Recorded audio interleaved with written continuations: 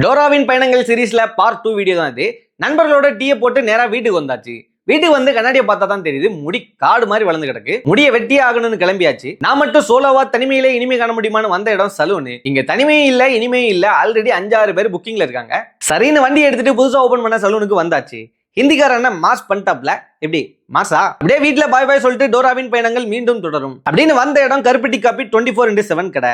சும்மா சொல்லக்கூடாது, காப்பி பேஷ் பேஷ். இது ஒரு வைப் ரைடு. வண்டியில பாட்டை போட்டு எங்க பாட்டுக்கு பாடிட்டு இல்ல கத்திட்டே போனோம். கத்தி தொண்டை வறண்டப்போ டீ போட இறங்கியாச்சு. அதேதான் சேச்சி கடை, வழக்கம் போல நல்லா இல்ல.